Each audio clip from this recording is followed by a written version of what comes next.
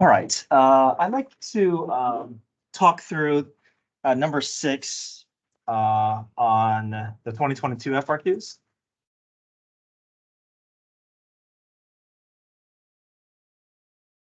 This is a particle motion problem. I know you guys did this for homework, but I just want to make sure that we can step through this.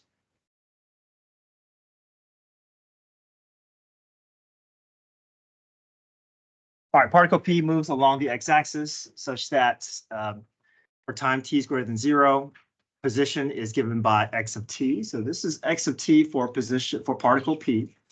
And then for particle Q, it gives you the velocity. So we have two particles, but we have position for one and velocity for the other. So got some staggered information here.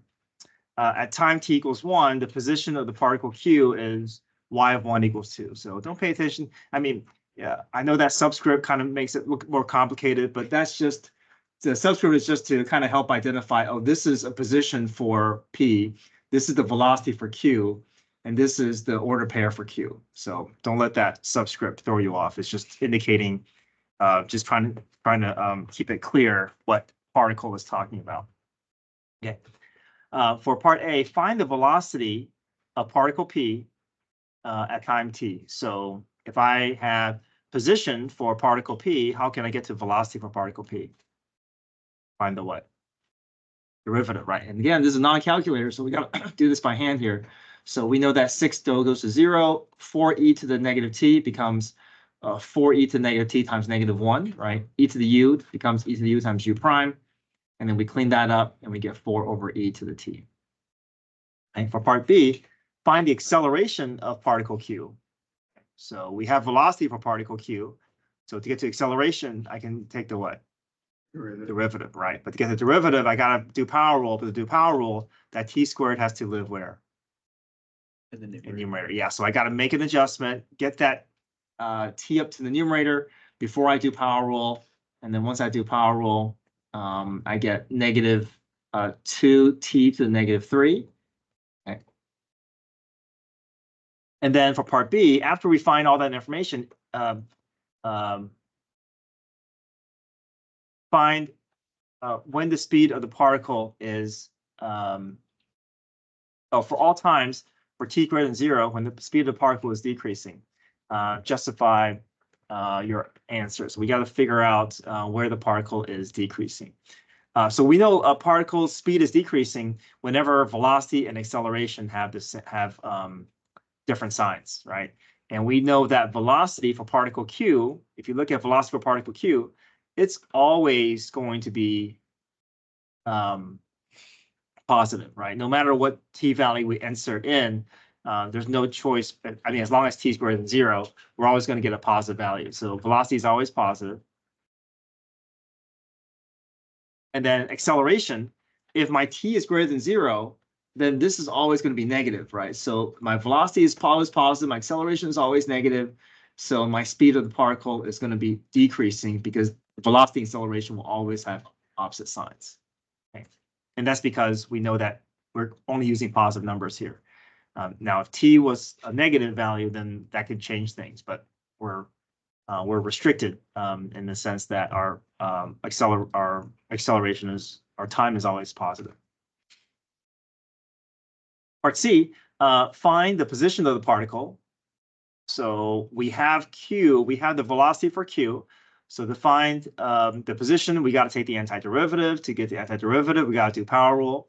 So we set up using t to the negative 2. And then we go through power rule. We make it 2 to the negative 1 over negative 1. We add a plus c. And then we want to solve for y. So we take the order pair 1, 2. 1 in for t, 2 in for y. We solve for c. And then we can get our general to our specific position equation. And that's our answer for part C. For part D, as t approaches infinity, which particle will eventually be farther from the origin?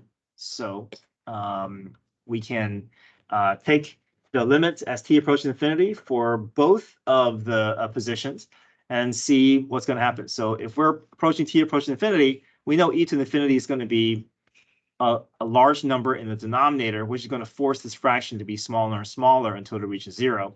So the limit is going to be just 6. The limit here, t approaching infinity, this is going to end up being 0. 0 plus 3 is 3. So as we approach infinity, this particle is going to get closer and closer towards 6. This is going to get closer and closer towards 3. 6 is further away from the origin than 3. So particle P will be farther from the origin than particle Q.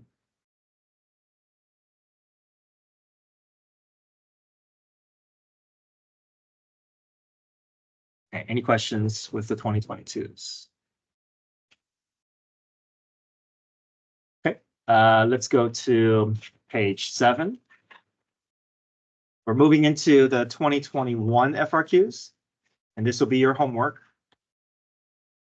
the ones that we don't finish.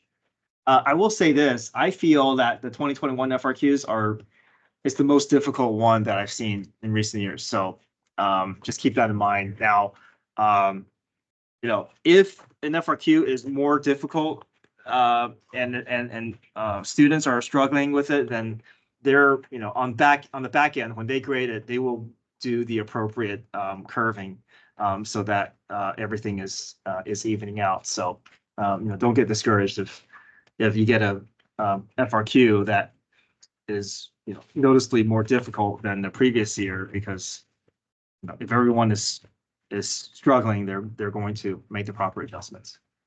Okay, so number 1, the density of a bacteria population in a circular petri dish at a distance r centimeters from the center of a dish is given by an increasing differentiable function where f of r is measured in milligrams per square centimeters.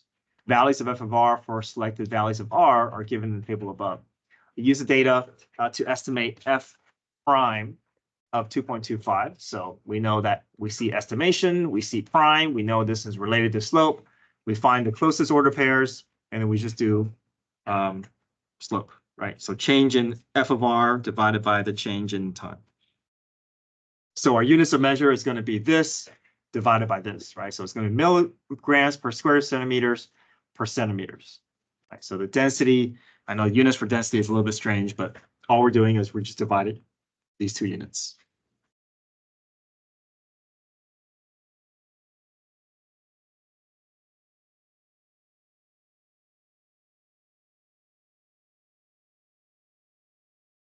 So we get a positive slope. So that means the density of a bacteria population is increasing by 8 milligrams per centimeter squared per centimeters when R is 2.25.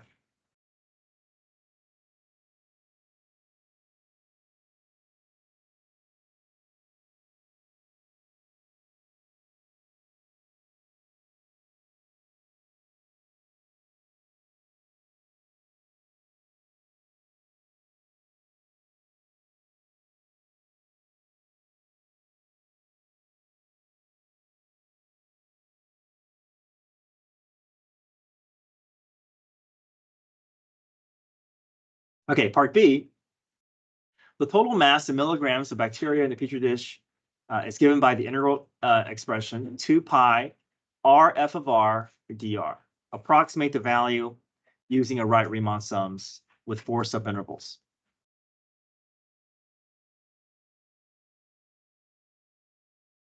So this is a little bit strange because that r is making it more complicated than we're used to.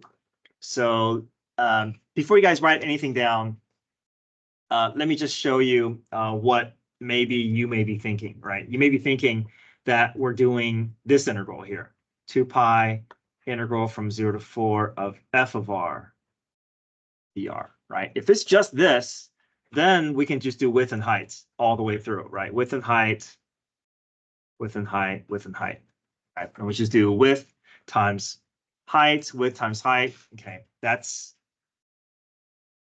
okay. So again, don't write this down. I just want to kind of show for comparison purposes. If it was this, we can multiply everything through by 2 pi, but the width is going to be right 1, 1.5, and 1.5. Right. So normally you would do this. You would say 1 times 2, and then 2 times 6, and then 0.5 times 10, and then 1.5 times 18, right? That feels like what we're used to seeing, okay? But what's different is that it's asking for 2 pi integral from 0 to 4 of r times f of r. So that means we have to include the x value along with the y value along with the width and height. So we need to also include, it's going to be 1 times 2 times the r value that we're finding the f of r. So we also need to multiply by 1. Does that make sense? And then the second one, we need to multiply by 2. Third one, we need to multiply by 2.5. And the last one, we got to multiply by 4. So if we take something that we recognize and we just have to include that times r, it'll be 1 times 2 times 1. And then the 2 times 6 times the r that's included in this formula here. And then 0.5 times 10 times 2.5. And then 1.5 times 18 times 4. So this is what's different about this Riemann sums is we got to deal with that r, and that r is going to show up like these.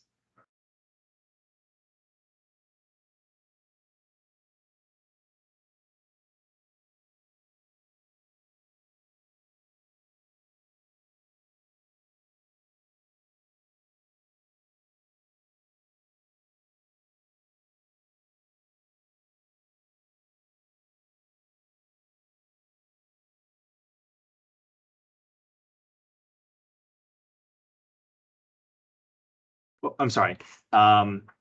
It's not 2 times 6, right? It's 1 times 6. All right. I got my width mixed up here.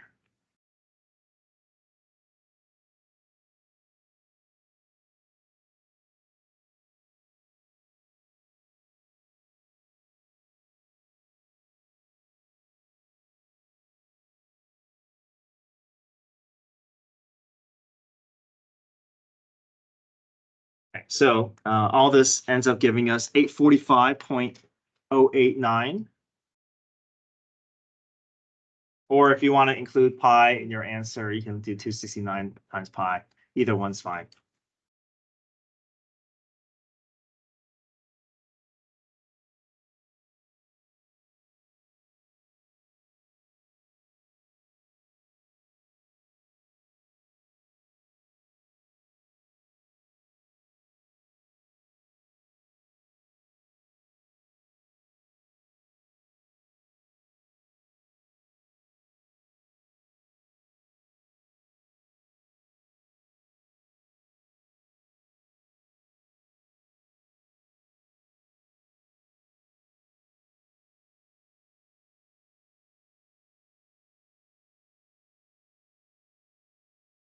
Okay, that's part B. Part C is the approximation found in part B an overestimate or underestimate.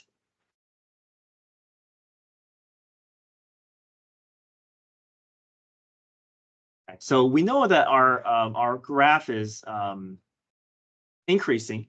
So we got increasing graph and we have right Riemann sums. So if our graph is increasing and we're doing right Riemann sums, we know we're going to be getting an over approximation, right? All of our rectangles will sit above our curve.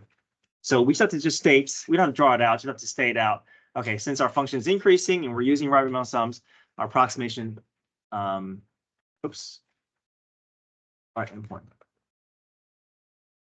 Sorry, I did not draw it correctly here. Draw it again.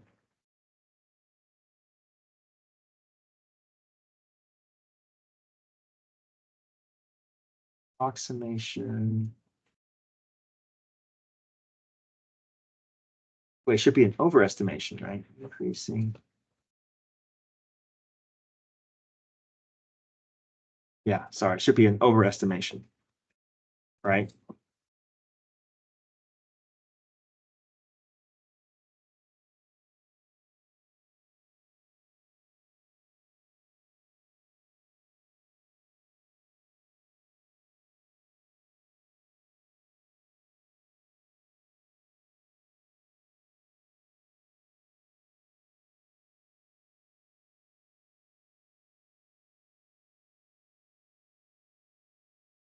Okay, part D. The density of a particle is modeled by the function g defined by g of r. For what values of k between 1 and 4 is g of k equal to the average value of the interval? So we're just going to set this equal to the average value theorem. So here's our reminder of average value theorem, 1 over b minus a integral from a to b of g of r. So we go through this our calculator to find that average value. So then we're just asking, okay, when is my g of r function going to actually reach that average value of 9.8757? So we can graph both of these and find where g of r hits that 9.8, or we can do this. We can subtract that 9.87 over and then graph this instead and look for the x-intercept. So I prefer doing the x-intercept because then I don't have to change my window and look for an intersection between two graphs. I can just look for the x-intercept. So I'm using k here, but you can use x if you want, and then on paper, and then at the end call it k since they're asking you for that k value. But basically, they're asking for the x-intercept. So you enter all this in the calculator, graph it. You know that your approximation has got to be between 1 and 4. So you can set your x value interval between 0 and 4 or 1 and 4, and simply look for that x-intercept. X-intercept will end up being 2.4 or around 2.497.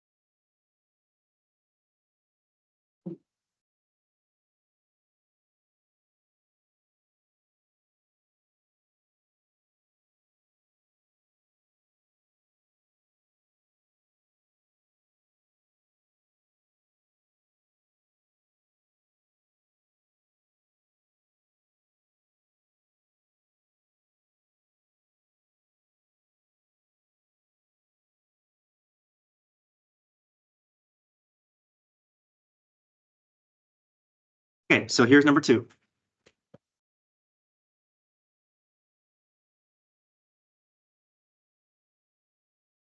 We have a particle P moving along the x-axis. Velocity of a particle is given by v of t. At time t equals 0, particle is at position 5. So again, just like the previous year, we are dealing with particle P and particle Q here.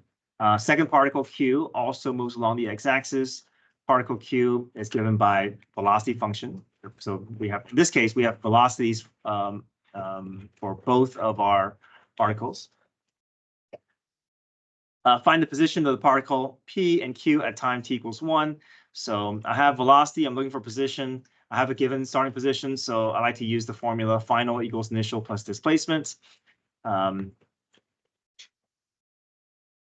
So I'm looking for the particle's position at 1. So I'm given x of 0, so then I need to bridge the gap between 0 and 1. So my displacement is just the integral of my velocity. And all this can just go in your calculator. Right? So x of 1 is just going to be, I'm starting at location 5. I move to the right 0.37. I'm going to end up at position 5.37. Particle Q, also same formula, just a different, or same, I can use the same setup, just a different velocity function. So but my particle Q is starting at location 10 and it's moving backwards 1.436. So that's going to get me down to 8.564. So all this is just calculator work, but just understanding that both particle P and Q are starting at different points and they're also moving in different directions, right? Particle P is moving to the right, particle Q is moving to the left.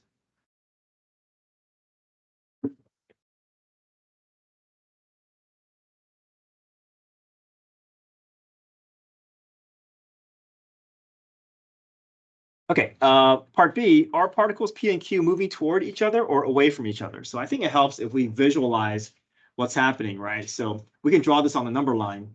Particle P starts at on the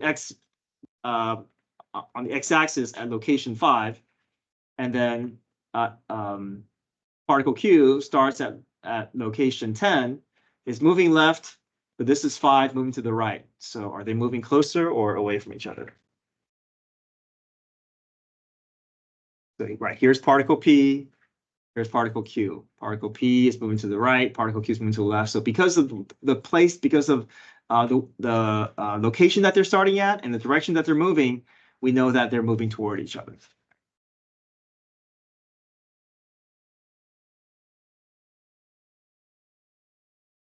Part C, find the acceleration. So acceleration is the derivative of velocity. So we can make the calculator find the acceleration for us. We just do math 8 of our velocity function. And then it says, is the speed increasing or decreasing? So we have to not only find the acceleration, but also compare the acceleration with the velocity at 1. So the velocity at t equals 1 is negative. The acceleration at t equals 1 is positive. So the opposite signs between velocity and acceleration will indicate that the speed is going to be decreasing. Total distance is just the integral of the absolute value of the velocity function. So you'll do math 9, and then you'll do absolute value. Make sure the absolute value only goes around the velocity function. Don't put the absolute value bars outside the integral. And then all this is just calculator work, 1.931.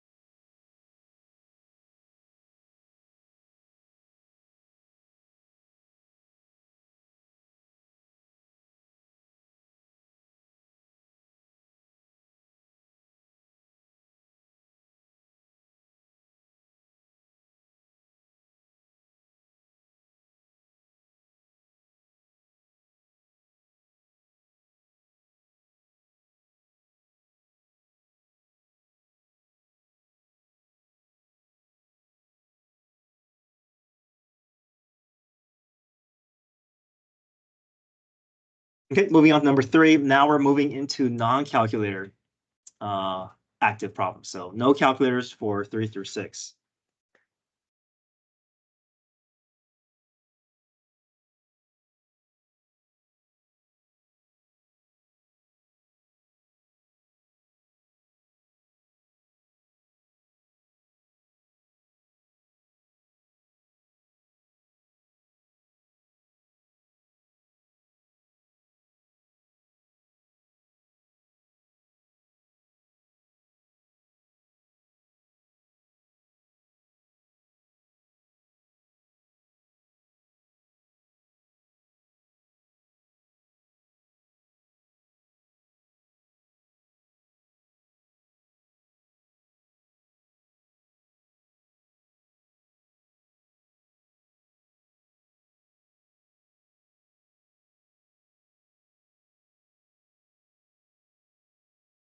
All right, here's page 9, number 3.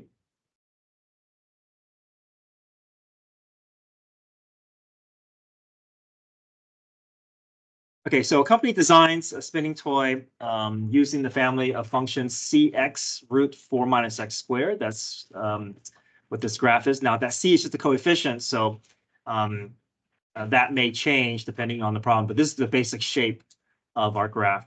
C is a positive constant. Figure above shows the region in the first quadrant bounded by the x-axis and the graph for some C. Each spinning toy is in the shape of a solid generated when such regions revolved about the x-axis. So you can imagine this spinning toy is going to end up kind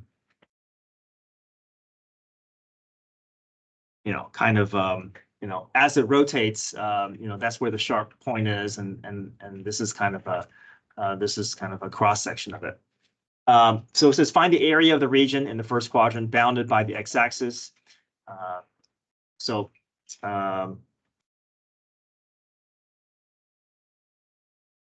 When C is equal to 6. So we're going to find the area of this region here. So we just do top minus bottom. So the equation that we're going to use, y is equal to 6x square root of 4 minus x squared.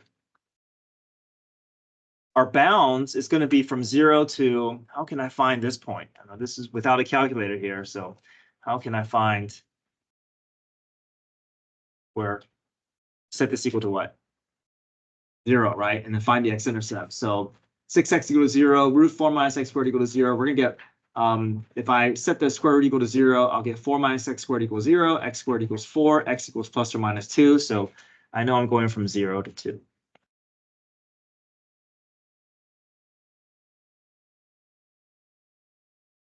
So I'm going to set up my integral from 0 to 2. Okay, without a calculator here. So how can I move forward in this problem?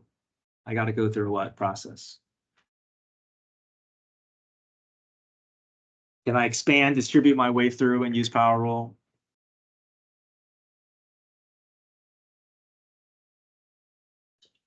I got to use substitution. That the parenthesis, the radical does not allow us to distribute through.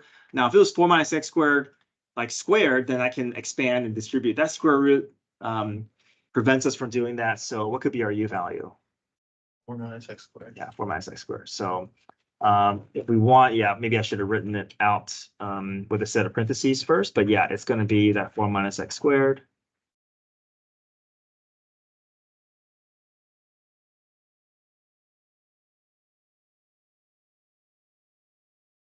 Okay, our u value is 4 minus x squared. Our derivative is negative 2x.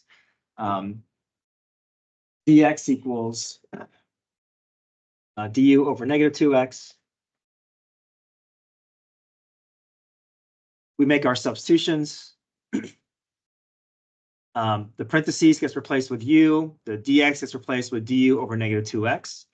We get the x's to cancel out. We can push out the coefficients. And then once we get everything cleaned up, we can go through power rule.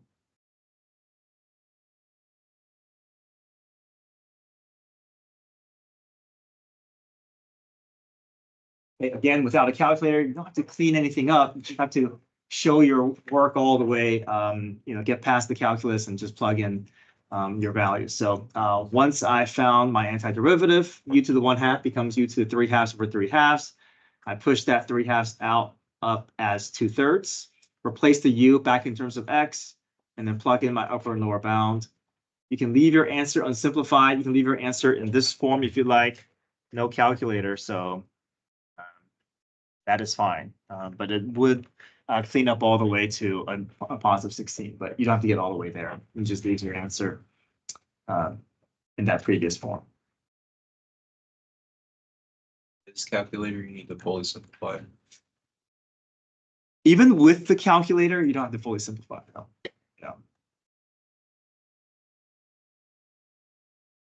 But sometimes it does benefit to simplify because you're able to make some conclusions about that value with it being simplified. So it's kind of up to you. But I would say for non-calculator, yeah, unless it's really easy, try to avoid that temptation to want to simplify. Just leave that answer alone. Okay, part B. It is known that y is equal to cx root 4 minus x squared, and the derivative is c 4 minus 2x squared over root 4 minus x squared. So this is the derivative of that curve. Okay.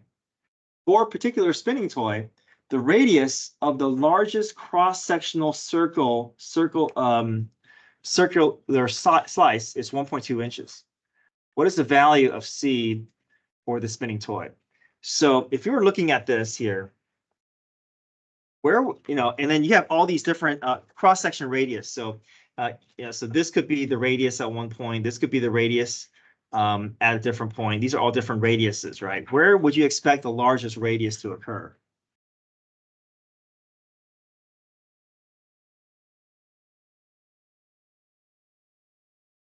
And the curve is what? The furthest away from the x-axis. So how can we find that point, though? That point also happens to be where the slope of this curve is what? 0, right? So, and it's a tough thing to do, right? Imagine, having only 15 minutes to work through this and being, drawing all that conclusion. But that's right, that we want to basically set. We know that the radius is going to occur whenever the slope is going to be 0. Okay. So I'm basically setting my derivative equal to 0 and figuring out what that x value is, or that y value, and that y value will end up being 1.2. So here's the work that gets us there. Right. So we set the derivative equal to 0, since this is the location where the radius is at its greatest, when the radius or the y value is equal to 1.2. Right? They say that the largest cross-sectional circular slice is 1.2 inches.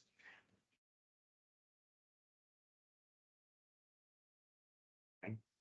So we can come back to that, but we're going to set the derivative equal to 0.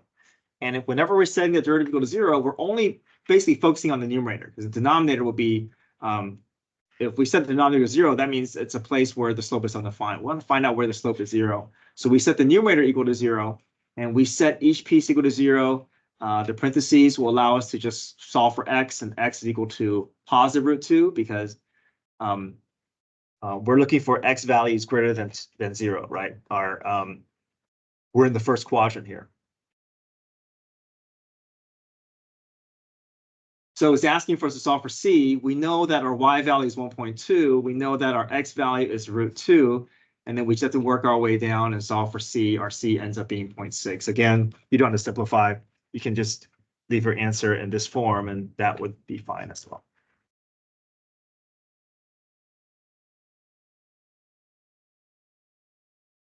Yeah, this is a really hard one.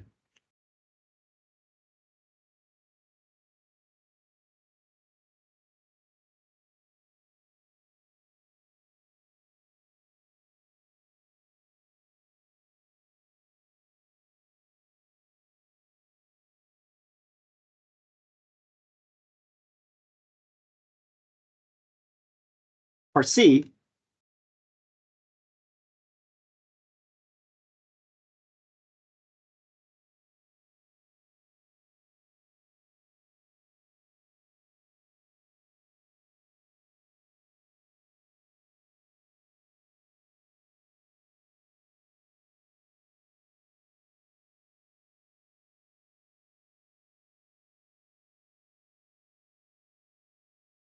Part C says, for another spinning toy, the volume is 2 pi cubic inches. So now we're shifting to, okay, we're rotating this around the x-axis. There's no gap. This is going to be this method.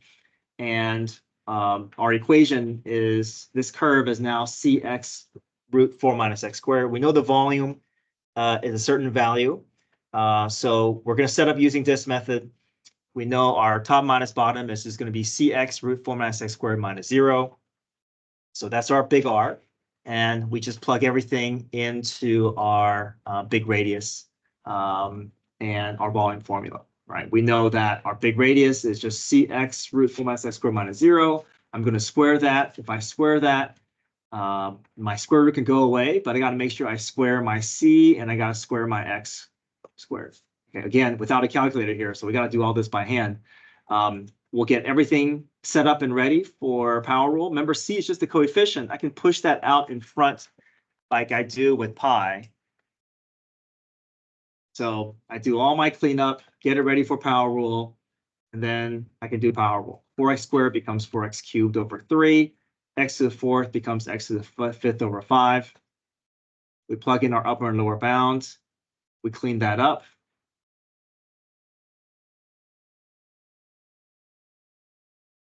Common denominator, we get it all the way down to pi c squared is equal to pi c squared 64 over 15 equals our volume. Set our volume to go to 2 pi, and then now we're just down to an algebraic equation trying to solve for c.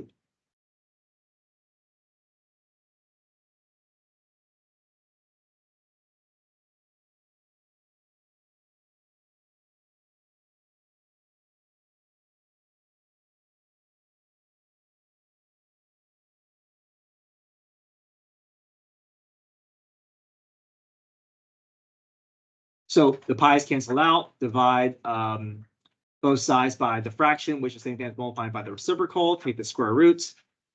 We want the positive square root because c is a positive constant.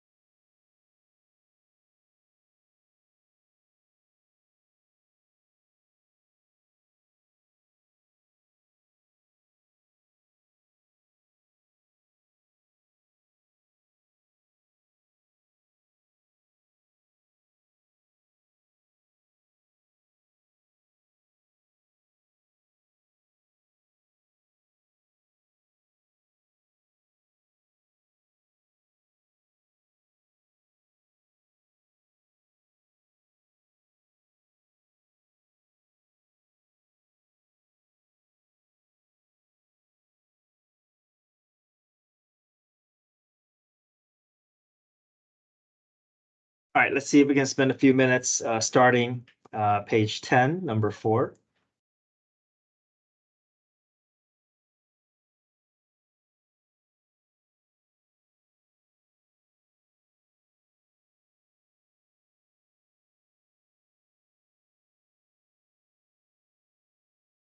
Let f be a continuous function on a closed interval from -4 to 6.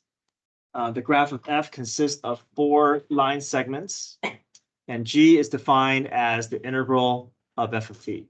Okay. On what interval is the graph concave up? So concave up, I have to make my way down to which derivative? Concavity, second derivative, right? So g prime, I can just go through second theorem. I know the derivative of integral will just give me just f of x, and g double prime is just f prime. So you know that f and g are staggered. So we know that f prime will give us our second derivative. Okay, so if this is our f prime, sorry, if basically, if this is our g prime graph, if this is the derivative graph, then we know that to gather points of inflection, it's going to be the peaks and valleys of the derivative graph. So peak and valley at -2 and 2. Positive slope would be concave up. Negative slope is concave down.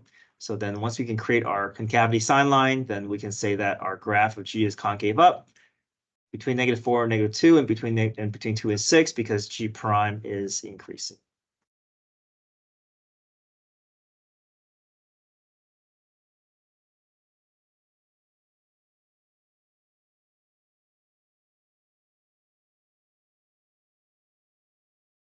Part B, find p prime of 3. So p of x is defined as g of x times f of x. We can't just say g prime times f prime and be done with the derivative. I saw this as I'm grading your day 1 multiple choice test. A lot of students did that. Okay, so we have to recognize, oh, this is 2 variables being multiplied together. I got to go through product rule. I can't just say G prime times F prime. I got to go through a full product rule setup. So I got to do the derivative of the first times the second plus the first times derivative of the second, right? So we got to go through this product rule, each taking turns with their own derivative. And once you get your product rule built out, then you can replace all your x values with 3, and you're either gathering the order pair, or in this case, G of 3 is the area under the f of x graph. Right? So G of 3 is the integral from 0 to 3 of f of t. And then f prime would be the slope of the f graph, right? Because this is f, so f prime would just be the slope. So the slope at 3 is going to be negative 3.5, or sorry, positive 1.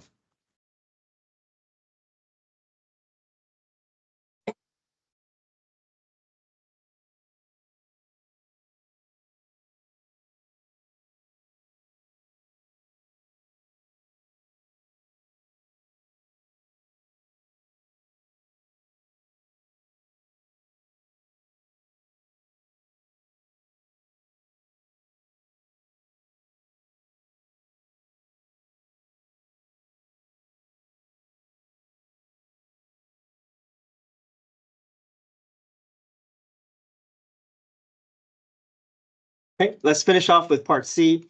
Part C is find the limit as x approaches 2. So it's a function notation that should indicate to you it's probably going to be L'Hopital's rule, but we want to jump to L'Hopital's rule without first confirming what's going on. So we start off using arrows to indicate that our limit is 0 over 0. This G of 2 is 0 and denominator is 0. So that gives us the license to do L'Hopital's rule. Top's derivative, bottom's derivative, reevaluate. We get negative 4 over 2. That's a real number, so we can stop. That's our limit.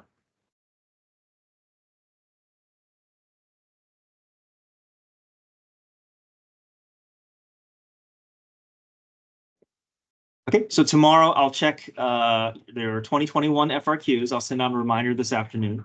Help session after school and before school, going over additional FRQs. I have packet 6 ready if you want to pick that up. I think many of you guys picked it up when you came in. And packet 6 is due whenever you're done with it. Okay. All right, come get your phones.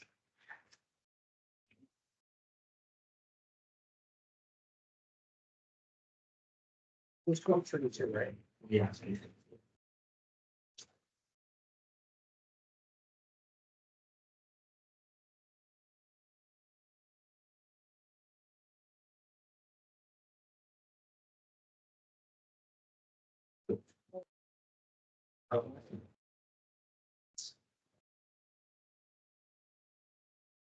Thanks.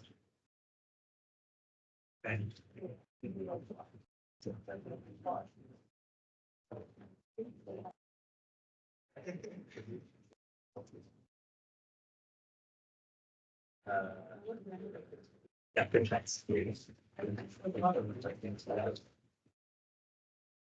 just work on packet 6, like whenever, Whenever, yeah. and then is that a grade? That's also a quiz grade. Oh, okay. It's an individual quiz grade, yeah. Yeah, good, that's it. We'll just be working on this till the test. Yeah, I think we should be done with packet 5 in class sometime like next Tuesday. Or Oh, so then we'll have time for the other one. yeah. Okay.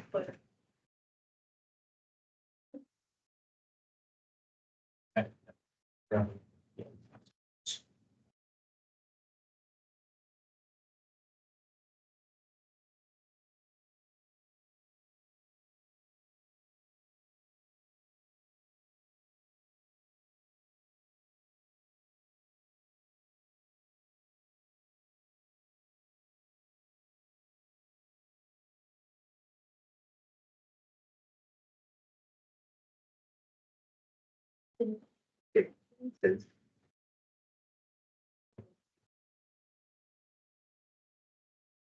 Okay, that's fine. Great, thank you.